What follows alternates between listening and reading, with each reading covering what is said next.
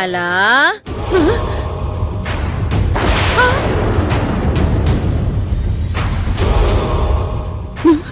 కాకి రుక్మిణి ఇద్దరు ఉన్నారు. ఏంటలా లాంగ్ టైం నోసి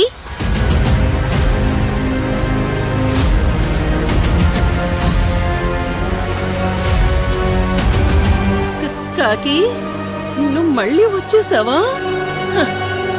నిన్ను వదిలి నేనెక్కడికి వెళ్తాను అలా ఆ? నేను వీడని నీడను నేనే కలగాలగా నిన్ను వీడనే అలా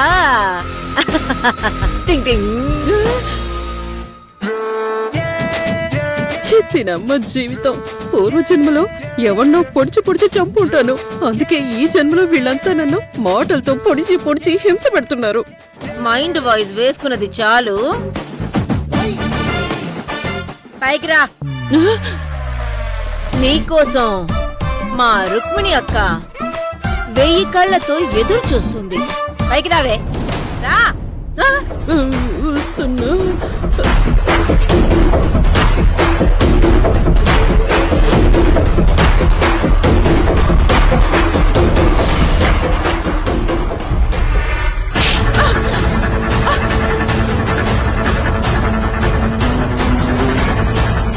ఏ అలా మర్యాదగా చెప్పు. మా కావేరి దగ్గర నుంచి నువ్వేదో కొట్టేశావు, దాన్నేం చేశావు? మీ అమ్మాయి దగ్గర నుంచి నేను కొట్టేసింది రాజుగారి ఉంగరాన్ని.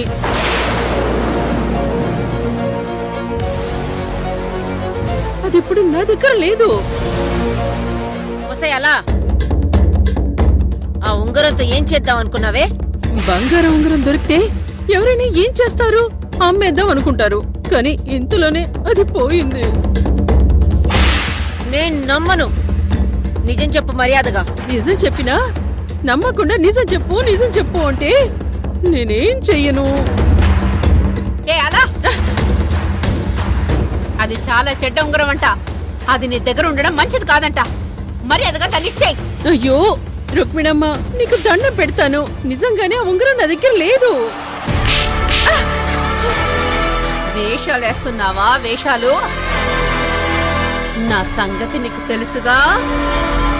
అడ్డంగా నరికేస్తాను. అలా,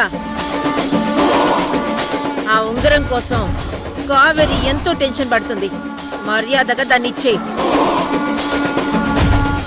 ఇదిగో అలా, నీ కూతురు చదువుకుంటుందని, నీకు మరో గతి లేదని కావేరి నేను ఇంట్లో తీసుకొచ్చి పెట్టింది.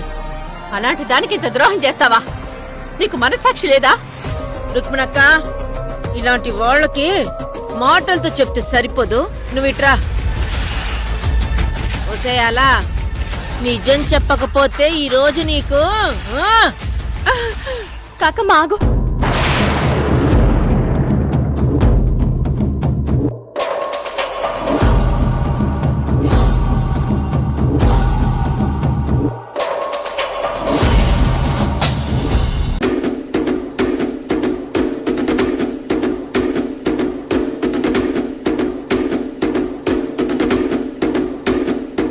ఎందుకలా మళ్ళీ వచ్చావు?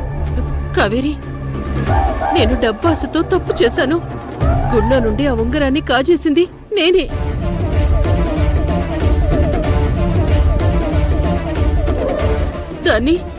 దాన్ని నా సంచిలో దాచాను. కానీ అది రుక్మిణమ్మ వాళ్ళింటికి వెళ్ళినప్పుడు అక్కడ గొడవలో ఎక్కడో పడిపోయింది. నాకు తెలుసు అలా. ఆ రింగ్ నీ దగ్గర లేదు.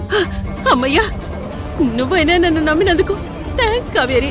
నేను ఇంకెప్పుడు తప్పు చేయను. నేను మారిపోయాను. అది చెప్తామని వచ్చాను. కావేరి, దీని నమ్మకు. ఇదెప్పటికీ మారదు. వెంటనే పోలీసులకు అప్పచెప్తాం. రావే. ఆగమ్మా, మారానంటుందిగా.